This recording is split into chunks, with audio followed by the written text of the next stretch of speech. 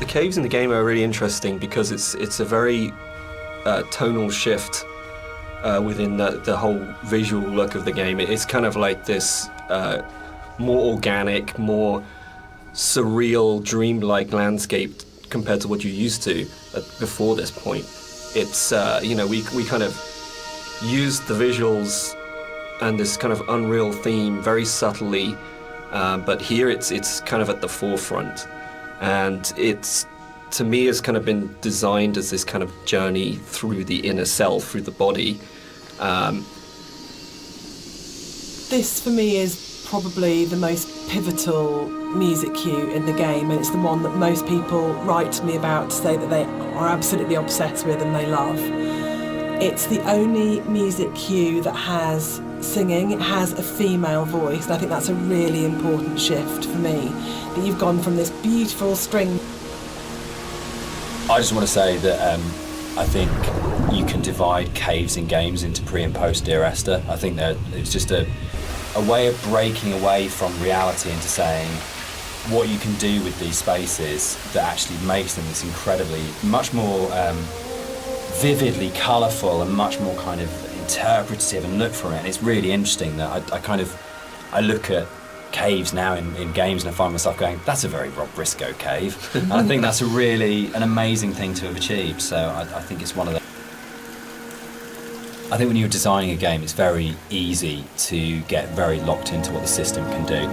And you're trying to deal with all the different variations of things, that if a player does this, then this. And we have to deal with the consequence here. And our lead designer, Andrew, and I talk about this all the time, about you might have an idea, but then how does this radiate out throughout the entire system? And you get very caught in the idea of what the system has to be and how robust the system has to be and this kind of thing. And I think what's really important as a sort of a designer, as a creative, is that understanding that actually the real game is happening in the player's head, and that the system can be whatever you want it to be, but if the game isn't running in the player's head as opposed to on the screen, then you're missing a trick. You're not letting the game be everything it could be.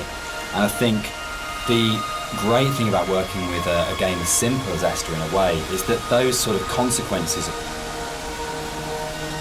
What's really important to me is that Dear Esther started out as a Half-Life 2 mod, and if the Half-Life 2 modding community hadn't championed it and celebrated it and downloaded it a lot and talked about it and loved it, then it would never have been a game. So it's never really bothered me, the kind of is it a game conversation, because as far as I can see it, Dear Esther and like everything that's come after it has been inspired by it. This was championed by Half-Life. Dear Esther was my first foray into writing music for games, and I actually approached it very traditionally, so more as a film score than a traditional interactive game music score. And what's really interesting for me is that the lack of interactivity in the music was never a problem for anybody that played the game. And that's a separate discussion, but there's a big schism between game music composers of how much the music should be following the player at all times in terms of interactive music. But one of the reasons I wanted to say something at this... I don't know when the paper origami boats first came into things with Esther, really. But it felt like a really amazing metaphor of taking these letters and folding them into boats and then letting them leave the island, because you know at this point in the game is kind of the realisation is there that this isn't going to end well, and that the narrator is never leaving the island. And the idea that in a lot of ways the caves were the hardest area of the game to actually write, because we knew we didn't want to have much voiceover in there. I think because of the strength of the music, and this goes right back to the original mod, we wanted that to be the voice and for it to be a chance for Esther to speak rather than the narrator. And we also wanted to have this break, so when the narrator came out from the caves, you had a real definite sense of something happening, and that he had changed as a result of this journey. So it meant it really felt wrong to have a lot of voiceover within there, but then that made it really difficult, because then you had like... The sound here is a classic case of, again, what music I think does really well, which is you've had this soft, lyrical, beautiful, epic, dreamlike music, and then the moment you come out of the caves, you're into this really harsh soundscape, and the tonal shift is very, very brutal, I think, and deliberately so. You have very little music. this whole area moved, didn't it? The original mod, this was a Yeah. cave right at the beginning of the caves where Yeah. everything was written, and it moved to the back end of the level, and we had this long corridor that's full of these kind of it's the point of high madness, I think, in the game, isn't Yeah, it? yeah, it's kind of just where you feel like you're losing the plot completely, both like visually and auditory, and you know, it's kind of like this really frenetic moment for me.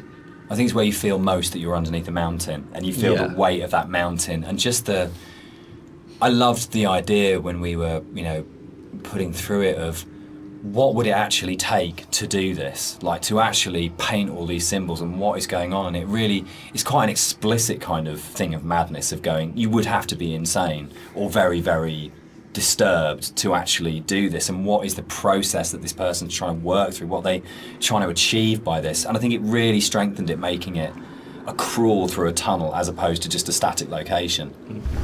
Yeah, I think it's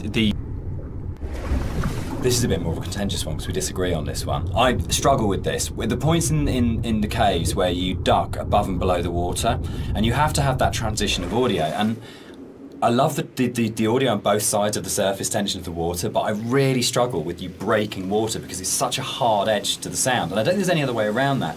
And you need to have those moments where you do go underwater because it's so important. But it's one of the areas that's never sat very comfortably with me, because I feel like in a level which hasn't got a single edge in it, it's the one edge within it, and it breaks me. And that's why I think it's so successful, because you've been lured into this completely hallucinatory, dreamlike world. The motorway scene, the biggest new addition to between the mod Yeah. and the commercial version. This didn't exist in the mod at all.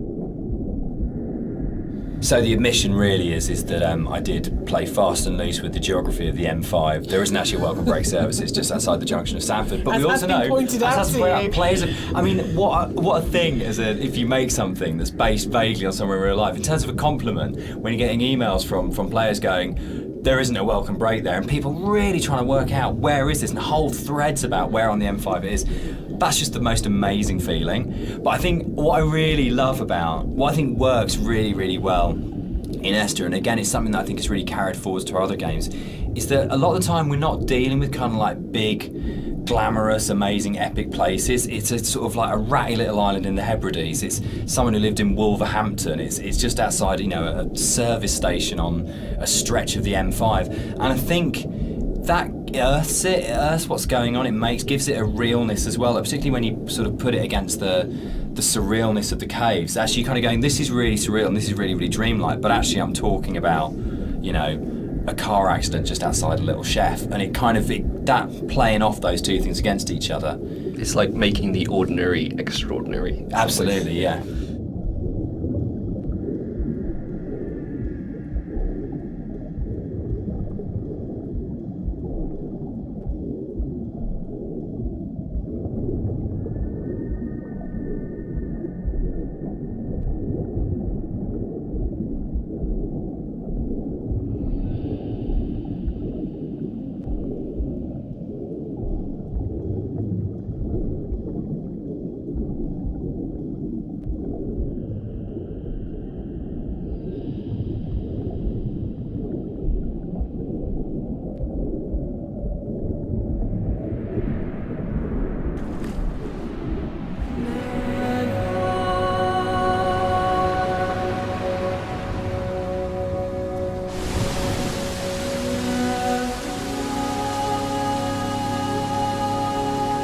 This scene for me is like really, really iconic because it kind of brings this idea of the caves being an inward journey through the body together.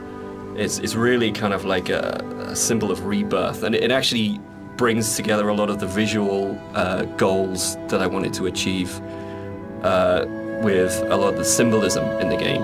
Like I've talked a little bit about how the environment was kind of designed to provoke emotions, and kind of the impressionistic style gives you just enough information to make you think of things and feel things.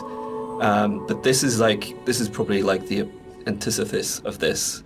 And the whole feeling of rebirth here is quite strong. I know Jess. Yeah, the music's really supporting that. Yeah, Because we've gone, she sings always, always throughout, we've got always, always, and then she sings never, and a moment of absolute soaring. It's the climax of the music. As you come out of the water and the music kind of swells and you just kind of... It is like a moment of change has happened in some way. And it's rebirth, isn't it? For me, it's his moment of clarity and acceptance and understanding of the reality of what's happened. And you're literally moving towards the light at the end of the tunnel. Yes. You're actually doing that as you go through. But the music especially, I think before the music got layered in, that scene was nowhere near as kind of powerful for me. Like, that kind of just totally made it.